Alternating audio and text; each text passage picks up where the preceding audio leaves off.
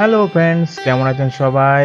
আমি শেফদীপ। আজকে চলে এসেছি আবার আপনাদের সঙ্গে দেখা করতে নতুন আরেকটা রেসিপি নিয়ে।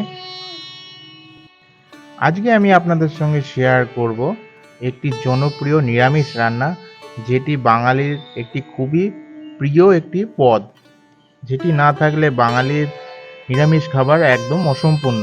সেটি হলো বাঙালির শুক্তো। আজকে আমি আপনাদেরকে শেখাবো কিভাবে ঠাকুর বাড়ির জনপ্রিয় দুধ শুক্তো রান্না করা হয়। ঠাকুরবাড়ির দুধ শুক্তো রান্না করার জন্য আমাদের লাগছে পেঁপে, বেগুন, আলু, ডাঁটা, কাঁচকলা, উচ্ছে। এছাড়া আমাদের লাগছে ডালের বড়ি। এবার আমরা কড়াইতে রাঁধুনি আর পাঁচফোড়ন ভালো করে হালকা আঁচে ভেজে নেব, যতক্ষণ না রাঁধুনি আর পাঁচফোড়ন থেকে একটা সুন্দর গন্ধ বেরোচ্ছে। এবার আমরা এই মশলাটাকে হামানদিস্তায় ভালো করে গুঁড়ো করে নেব।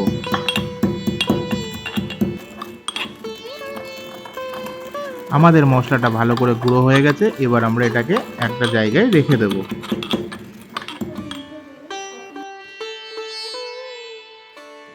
এবার আমরা সর্ষের তেল দিয়ে দেব গরম করতে। আমরা একটু বেশি পরিমাণে দেব সর্ষের তেল, যাতে আমরা সবজিগুলো ভালো করে ছাক্কা তেলে ভাজতে পারি। সর্ষের তেলটা আমাদের ভালো মতন গরম হয়ে গেছে। এবার আমরা এর মধ্যে বড়িগুলো হালকা করে ভেজে তুলে নেব।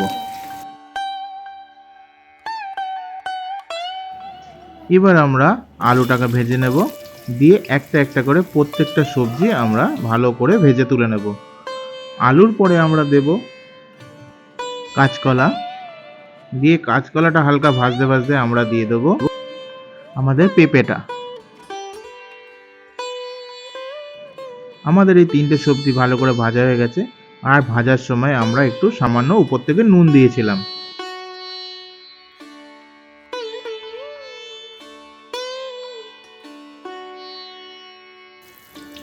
এবার আমরা সজনে ডাঁটাটাকে ভালো করে ভেজে নেব।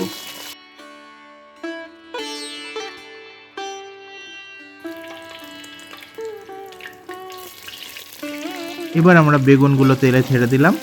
বেগুনগুলোও আমরা হালকা করে ভেজে নেব।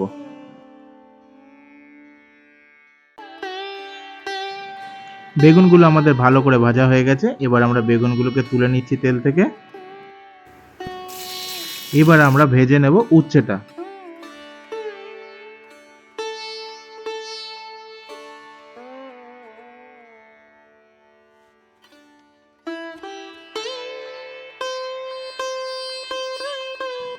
উচ্ছেটাকে আমরা মুচমুচে করে ভালো করে ভেজে নিয়েছি। এবার আমরা তেলের মধ্যে দিয়ে দেব দুটো তেজপাতা, মৌরি আর পাঁচফোড়ন। ফোড়নটা আমাদের ভালো করে ভাজা হয়ে গেলে আমরা ওর মধ্যে দিয়ে দেব আদা বাটা। আদাটা আমরা হালকা ভেজে এর মধ্যে আমরা দিয়ে দেব আমাদের পরিমাণ মতন জল।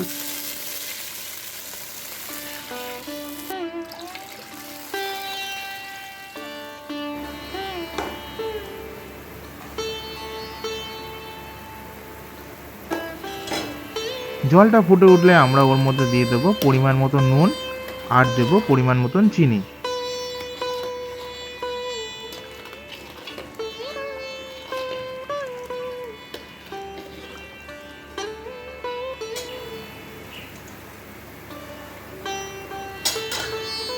এবার আমরা এর মধ্যে দিয়ে দেব পোস্ত আর কাজু বাদাম বাটা। এরপর দেব সাদা সর্ষে আর কালো সর্ষে পেস্ট। সর্ষে বাটাটা আমরা বেটে নিয়ে ছাঁকনিতে ছেঁকে নিয়েছি, দিয়ে এর খোসাগুলো ফেলে দিয়েছি। এবার জলটা ভালো করে ফুটে উঠলে আমরা এর মধ্যে দিয়ে দেবো আমাদের সবজিগুলো আমরা সবগুলো দিয়ে দেবো, কিন্তু বেগুনটা আমরা লাস্টে দেবো, নাহলে বেগুনটা পুরোটাই গলে যাবে, কারণ বেগুনটা আমাদের ভাজা ছিল ভালো করে। আর উচ্ছে ভাজাটাও আমরা শেষে দেব, না হলে শুক্তোর ঝোলের মধ্যে তেতো ভাব চলে আসবে। এবার আমরা এক এক করে সব সবজিগুলো ঝোলের মধ্যে দিয়ে নিচ্ছি।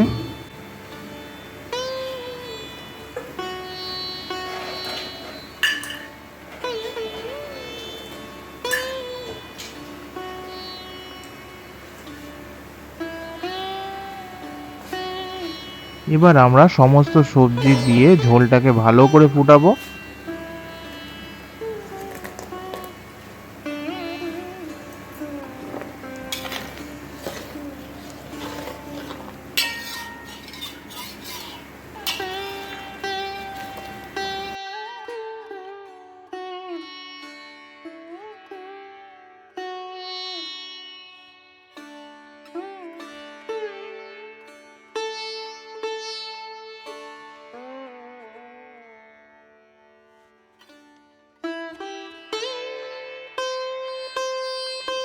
আমাদের ঝোলটা ফুটে অনেকটাই কমে এসছে আর আমাদের সমস্ত সবজিগুলো সিদ্ধ হয়ে গেছে।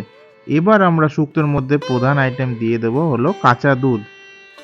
কাঁচা দুধ দেওয়ার পর আমরা আরও 5-7 মিনিট শুক্তোটাকে ফুটাবো।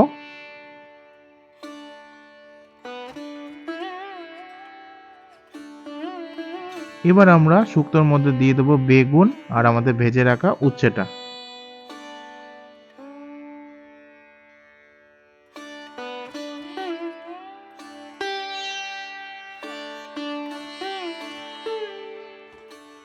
এবার আমরা শুক্তোর উপর থেকে দিয়ে দেব নারকেল কোড়া। নারকেল কোড়াটা দেওয়ার পর আমরা আবার ভালো করে এটাকে মিশিয়ে নেব।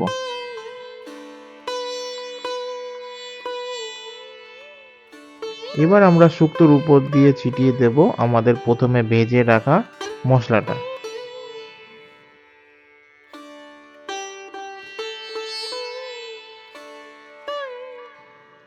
আর দিয়ে দেব রাঁধুনি বাটা। আমরা আগে 1 চামচ রাঁধুনি ভালো করে ধুয়ে নিয়ে বেটে নিয়েছিলাম। এইগুলো আমরা গ্যাস বন্ধ করেই দেব, না হলে এর ফ্লেভারটা নষ্ট হয়ে যাবে। এই ছোট ছোট টিপসগুলো যদি ভালো করে আপনারা করেন তাহলে আপনাদের রান্নাটা ঠাকুর বাড়ির শুক্তোর মতন অরিজিনাল হবে। এবার আমরা উপর থেকে দিয়ে দিলাম কিছুটা পরিমাণ গাওয়া ঘি। এবার সব উপকরণগুলো আমরা ভালো করে মিশিয়ে নিয়ে কিছুক্ষণ ঢাকনা দিয়ে রেখে দেব। আমাদের ঠাকুর বাড়ির স্পেশাল শুক্তো রেসিপিটা রেডি হয়ে গেছে। এবার আপনারাও এইভাবেই বাড়িতে ঠাকুর বাড়ির শুক্তোটা বাড়িতে বানিয়ে ফেলুন। আমাদের এই ঠাকুর বাড়ির শুক্তো রান্না আপনাদের কেমন লাগলো আমাদেরকে কমেন্টে অবশ্যই জানান। যদি রেসিপিটা ভালো লেগে থাকে তাহলে একটা লাইক অবশ্যই করবেন আর আমাদের চ্যানেলটিকে সাবস্ক্রাইব করবেন।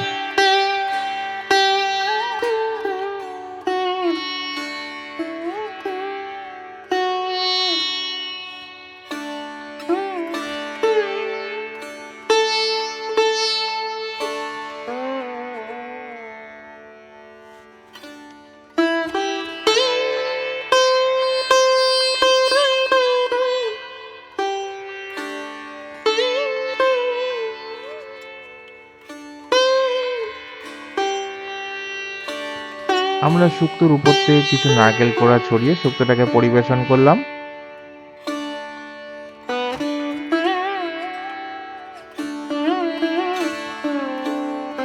আজকের মতন ভিডিওটা আমি এখানেই শেষ করছি। দেখা হবে আবার পরবর্তী ভিডিওতে। যদি আমার ভিডিওটা ভালো লেগে থাকে তাহলে অবশ্যই আমার চ্যানেলটিকে সাবস্ক্রাইব করবেন, লাইক করবেন, শেয়ার করবেন আর ভালো খাবেন, ভালো থাকবেন আর বেশি বেশি করে খাওয়া দাওয়া করবেন।